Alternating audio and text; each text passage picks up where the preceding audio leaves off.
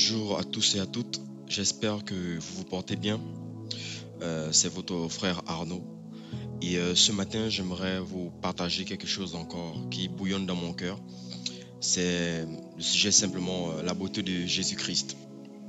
Pourquoi je parle de la beauté de Jésus-Christ? Parce que au fur, à la suite des expériences que j'ai vécues avec lui, j'ai constaté effectivement qu'il est beau. Et non seulement des expériences que j'ai vécues avec lui, et notamment également en lisant les Écritures. Je me suis rendu compte de combien de fois le Seigneur, le Sauveur, le Fils de Dieu que nous suivons, il est extrêmement beau en fait. Et sa beauté est incomparable. Sa beauté est clairement incomparable. Il n'y a pas quelqu'un sur cette terre, un homme, un être humain qui peut égaler la beauté du Seigneur. Et c'est vrai, dans les Écritures, il est mentionné notamment dans le livre d'Ésaïe 54. Je vais lire Ésaïe 54 à partir du verset 1. Qui a cru à notre prédication et à qui le bras de Yahweh a-t-il été révélé? Toutefois, il s'est élevé devant lui comme une jeune plante, comme un rejeton qui sort d'une terre desséchée. Il n'y avait en lui ni beauté, ni splendeur quand nous le regardions, ni apparence qui nous le fasse désirer. Il était le méprisé et le rejeté des hommes, homme de douleur et sachant ce qu'est la maladie. Et nous avons comme caché nos visages devant lui, tant il était méprisé et nous ne l'avons pas estimé. Ici, c'est dans le livre d'Ésaïe 53, on fait la description du Seigneur. Et il marque deux mots très importants, intéressants. Il dit, il n'avait ni beauté, ni éclat. Et il parle ici du passé. Donc, il fait référence à un événement passé. Certainement, quand le Seigneur était sur la terre, en tant qu'homme, il n'avait ni beauté, ni éclat pour attirer les regards. Peut-être il était certainement comme un simple homme, voilà. Peut-être pas une apparence peut-être attrayante. Et c'est possible. Et pourquoi je parle de ça? Parce que ici, c'est quand le Seigneur était encore vivant. Il n'était pas encore mort, en fait. Avant sa mort. Et après sa mort, lorsqu'on va par exemple se mettre à lire le livre d'Apocalypse chapitre 1, le verset 12, on voit la description que l'apôtre Jean fait du Seigneur, qui n'a rien à voir peut-être avec ce qu'il avait déjà vécu, bien il avait déjà vu du Seigneur lorsqu'il a marché avec lui. L'apôtre Jean, c'était un apôtre qui était très proche du Seigneur. C'était un apôtre qui était vraiment, oui, je dis très proche, très intime au Seigneur. La Bible dit qu'il avait la capacité, bien la possibilité, bien il le faisait. Il mettait sa tête sur la poitrine du Seigneur. Et donc, il était tout le temps, bien très souvent avec le Seigneur. Et souvent, c'était un des disciples qui était très, très intime au Seigneur. Bien très, très souvent avec le Seigneur. Au point même que lorsque le Seigneur va se mettre à appeler Pierre pour parler avec Pierre, lorsque Jean a regardé comment ils étaient retirés et comment ils allaient ensemble, Jean a commencé à les suivre. On peut voir combien de fois Jean était attaché au Seigneur Jésus. Et Jean pouvait avoir une connaissance profonde du Seigneur Jésus. Oui, une connaissance profonde. C'est lui qui avait la capacité de pouvoir entendre les secrets du Seigneur en fait. Justement, dans la Bible nous parle également d'un événement qui a eu lieu, au fait, lorsque le Seigneur a commencé à parler du disciple qui devait le vendre, en fait, qui devait le renier, qui devait l'exposer, en fait, auprès des pharisiens. Et c'était justement Judas. Et la personne à qui le Seigneur a communiqué ce secret, cette information, c'était l'apôtre Jean, qui était très intime au Seigneur. Et cet apôtre qui est l'apôtre Jean, lorsque le Seigneur va mourir, il va ressusciter. Quelques années après, il va être exporté dans l'île qu'on appelle l'île de Patmos. Et sur l'île qu'on appelle l'île de Patmos, il va avoir une expérience du Seigneur. Notamment dans le livre d'Apocalypse, c'est lui-même qui va écrire ce livre, en fait, sur l'instruction, sous l'ordre du Seigneur. Et voici ce qu'il a vu et ce qu'il va décrire. Dans notamment Apocalypse chapitre 1, le verset 12. Après que le Seigneur lui ait parlé, il a entendu la voix du Seigneur et il s'est retourné pour voir justement qui était derrière lui, en fait, qui lui parlait. Et je me retournai pour voir la voix qui me parlait, et après m'être retourné, je vis 7 chandeliers d'or. Au milieu des 7 chandeliers d'or, quelqu'un de semblable à un fils d'homme, vêtu d'une longue robe et une ceinture d'or sur la poitrine. Sa tête et ses cheveux blancs comme de la laine blanche et comme la neige, et ses yeux comme une flamme de feu, et ses pieds semblables à du cuivre ardent comme embrasé dans une fournaise, et sa voix comme le bruit des grandes eaux. Vous voyez la description qu'il fait du Seigneur. Cet apôtre qui avait eu l'habitude de voir le Seigneur, et au début il va me dire il a vu quelqu'un de semblable à un fils d'homme. C'est-à-dire un fils d'homme certainement à un humain. On le voit en fait, semblable à un fils d'homme, semblable à un humain effectivement. Et quand il va voir le Seigneur, et avec cette description, la Bible va nous dire quelque chose de très important. Jean 1, Apocalypse 1, verset 17. Et quand je le vis, je tombais à ses pieds comme mort. Il posa sa main droite sur moi en me disant, n'aie pas peur. Vous voyez? Lorsque il dit, quand je le vis, je tombais comme mort. Vous savez, une chose que le Seigneur m'a permis de comprendre, c'est que la beauté du Seigneur est mortelle. Permettez-moi de le dire ainsi. La beauté du Seigneur Jésus-Christ, elle est mortelle. Souvent, lorsqu'on voit des personnes qui ont de belle apparence, des hommes ou des femmes, souvent on dit ils sont canons. Ils sont canons. Bien, voilà, elle est canon, il est canon. Oui, permettez-moi de le dire, le Seigneur Yeshua est canon. Canon, c'est-à-dire il est beau. Et justement, cette lettre, bien cette lettre de l'apôtre Pierre au Jean, notamment qu'il a reçu sur l'île de Patmos, nous prouve encore combien de fois le Seigneur est beau. Souvenez-vous que dans Ésaïe 53, on disait qu'il n'avait ni beauté ni éclat pour attirer les regards. Mais maintenant ici, l'apparence qu'on décrit, c'est une apparence qui n'est pas simplement l'apparence d'un simple homme. Parce que je n'ai jamais vu un homme avec les yeux de flamme de feu. Je n'ai jamais vu un homme avec cette apparence du soleil sur le visage. Non, bien sûr que la Bible nous parle de Moshe, qui a vécu une expérience dans ce sens où son visage était vraiment resplendissant. Et la beauté, quand on voit le mot beauté, ou un des synonymes du mot beauté, c'est splendeur. Un des synonymes du mot beauté, c'est la splendeur. Et lorsque dans les Écritures, vous allez voir dans le Nouveau Testament, ce qu'on appelle communément le Nouveau Testament, lorsque vous allez voir le mot gloire ici, c'est doxa souvent, doxa. Et doxa, ça fait référence à l'éclat, ça fait référence à la splendeur. Et donc ça fait référence aussi à la beauté, parce que la beauté et la splendeur sont vraiment des synonymes. Vous voyez? Et Jean le même Jean va encore le mentionner dans Jean 1, verset 14. Jean 1, verset 14, qu'est-ce qu'il va dire là-bas? Il va dire, et la grâce et la parole a été faite chair. Waouh! Il dit, et la parole a été faite chair, elle a habité parmi nous. Elle a habité parmi nous, pleine de grâce et de vérité. Et nous avons contemplé sa gloire comme la gloire du Fils unique du Père, ou venu du Père. Vous voyez?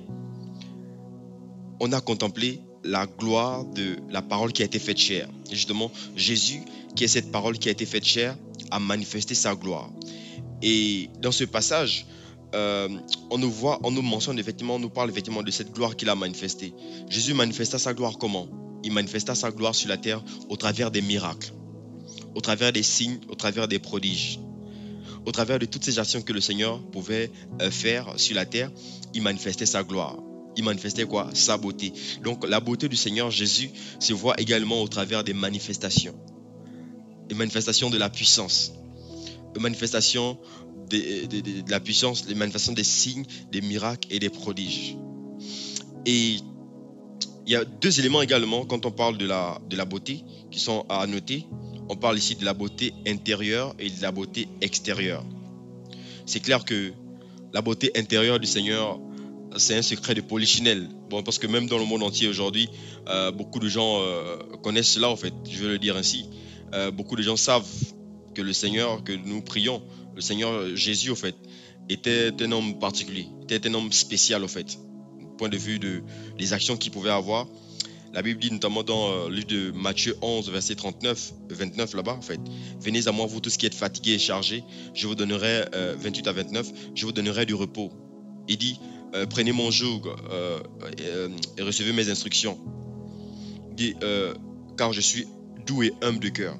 Je suis doux et humble de cœur. Donc, on voit ici par là que le Seigneur est effectivement doux et humble de cœur. Donc, la douceur, c'est une des valeurs intérieures du Seigneur. L'humilité, c'est une des valeurs intérieures du Seigneur. Bien sûr, on va voir l'amour, on va voir la compassion. On va voir tellement de choses qui représentent vraiment les valeurs intérieures du Seigneur Jésus. Mais cela ne s'arrête pas là également. Lorsqu'on parle de la beauté, on a aussi l'aspect extérieur. L'aspect extérieur, c'est lequel? C'est justement l'apparence. Le Seigneur que nous prions, le Seigneur Jésus, il n'est pas simplement quelqu'un qui est beau intérieurement, c'est aussi quelqu'un qui est beau extérieurement. Beau en apparence, bien sûr. Comme je viens de le mentionner, bien sûr dans l'Apocalypse 1, le verset 12, au fait. Ses cheveux, sa barbe, ses yeux, son corps et vraiment tout en lui, au fait, sa posture, tout ce qu'il porte, au fait. Ça exprime simplement, c'est beau, au fait, c'est beau.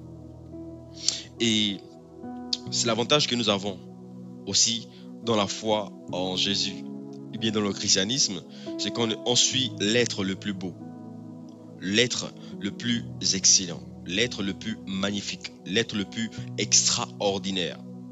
Il n'y a aucun homme qui soit comparable à lui, au fait. Vous pouvez me prendre sur la liste tous les mannequins que vous connaissez dans le monde entier. Aucun de ces mannequins ne lui arrive à la cheville. Vous pouvez me prendre dans le monde entier. Toutes les belles personnalités en griffe, des personnes qui ont manifesté la bonté ou ont manifesté l'amour, qui ont manifesté... on parle dans l'histoire d'un certain homme nommé Gandhi. On parle de beaucoup d'hommes qui ont été même à l'origine de certaines religions qui avaient des caractéristiques assez particulières. Vraiment peut-être hors normes, bien qui dépassaient les autres humains en fait. Mais tous ces hommes, toutes ces personnalités rassemblées ensemble devant le Seigneur Jésus, ce n'est que de la poussière, ce n'est que de la boue. Et aussi, je parle également par expérience de ce que j'ai pu expérimenter, de ce que j'ai pu voir, de ce que j'ai vécu avec le Seigneur quand il m'est apparu à plusieurs reprises. J'ai pu voir vraiment que c'est un être vraiment spécial. C'est vraiment un être particulier. C'est vraiment quelqu'un de merveilleux. De l'amour, en fait. Dans ses yeux, vraiment, comme je l'ai mentionné dans mon témoignage, dans ses yeux, tu peux voir l'amour, en fait. En sa présence, tu peux ressentir sa sainteté, en fait. Tu peux ressentir sa gentillesse. Permettez-moi le mot, sa gentillesse. Oui. Tu peux ressentir vraiment ce confort que tu n'arrives pas à trouver auprès des hommes. Tu peux ressentir vraiment cette assurance, cette paix au fait que tu ne peux pas trouver auprès des hommes. En sa présence, tu trouves toutes ces choses. Et donc, je voulais justement parler de la beauté du Seigneur Jésus-Christ. Quand on parle de beauté, en hébreu, on parle de la gloire, au fait, de kabod, la gloire. La beauté du Seigneur, c'est sa gloire. Vous voyez qu'aujourd'hui, qu'est-ce qui amène les hommes à se vanter? Ce qui amène les hommes à se vanter, c'est quoi? C'est leur beauté. C'est des choses qu'ils ont en particulier qui font leur personnalité. Même la Bible nous parle aussi de Lucifer, qui était un ange, était un chérubin vraiment très extraordinaire, très beau en fait. Et il s'est corrompu à cause de tout ce qu'il avait en fait. À cause de tout ce qu'il avait reçu en fait. Cette splendeur, cette beauté, cette particularité qu'il avait en fait. Mais même Lucifer, avec la beauté qu'il avait au ciel, n'est pas comparable à la beauté du Seigneur Yeshua, le Seigneur Jésus. Donc, et si tu vois, un truc très important, si tu rencontres le Seigneur Jésus, si tu le vois, tu ne peux pas ne pas tomber amoureux de lui. Tu ne peux pas ne pas t'intéresser à lui. Tu ne peux pas ne pas être passionné de lui, au fait. Parce que quand tu le vois, il y a quelque chose qui se développe dans ton cœur. Il y a une attirance, il y a un désir, il y a une soif. Il y a une faim et soif qui naît pour sa personne. Au fait, le fait de voir le Seigneur, oui, d'une part, ça te rassasie, mais d'une part aussi, ça creuse davantage ton cœur. Je peux le dire. Le fait de voir le Seigneur Jésus, ça te rassasie. Tu es satisfait. Mais au même moment également, ça crée une insatisfaction. Ça crée le désir de plus le voir. C'est comme si, quand tu le vois, tu n'as plus envie de le quitter, au point que lorsqu'il te quitte, tu le recherches. Ou tu cherches à le voir à nouveau. Vous voyez? C'est ça en fait. Le Seigneur Jésus est merveilleux. Le Seigneur Jésus est beau. Le Seigneur Jésus est exceptionnel. Il est particulier. Et si tu veux découvrir qui il est, tu peux lire la Bible, lire les Écritures. Tu peux écouter aussi des témoignages de certaines personnes. Tu peux écouter les témoignages également. Tu vas voir que c'est tellement particulier. Et une des choses qui m'a beaucoup aussi touché, qui m'a attiré, poussé à davantage chercher à le connaître, c'est quand je lisais les évangiles. En lisant de plus en plus les évangiles, j'ai découvert vraiment qui était ce personnage, cette personne de Jésus de Nazareth. Comment un homme peut être comme ça en fait? Comment un homme peut avoir cette capacité, ce cœur en fait qu'il avait en tant qu'homme lorsqu'il était sur la terre? Comment il pouvait avoir ce type de cœur en fait, à l'égard des orphelins, à l'égard de veuves, à l'égard des pécheurs? C'est un homme qui, même les pécheurs étaient impressionnés. Les pécheurs cherchaient à le rencontrer, cherchaient à aller en contact avec lui, tellement il respirait l'amour, il respirait la compassion. C'était justement son parfum. L'amour, c'est le parfum du Seigneur Jésus. L'amour, c'est le parfum du Seigneur Jésus. Lorsque tu arrives dans son rayon, à proximité de lui, tu vas ressentir l'amour.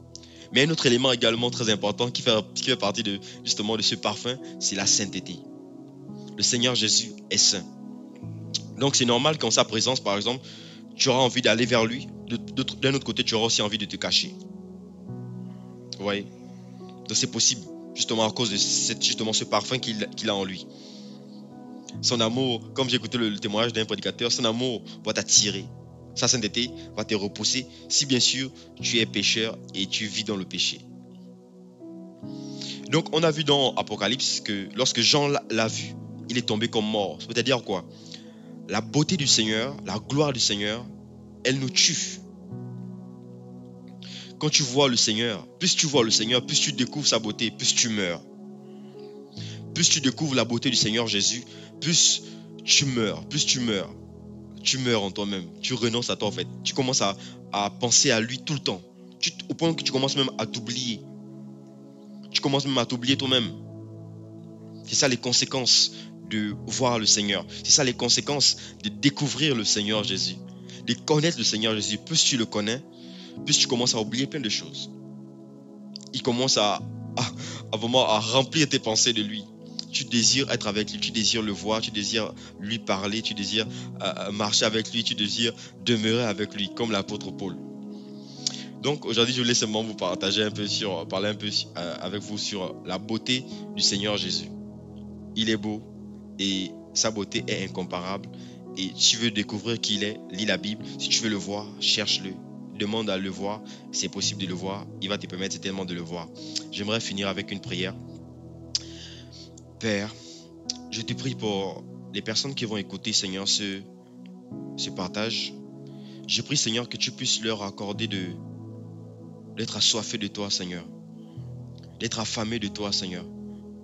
Accorder de te chercher, de te désirer.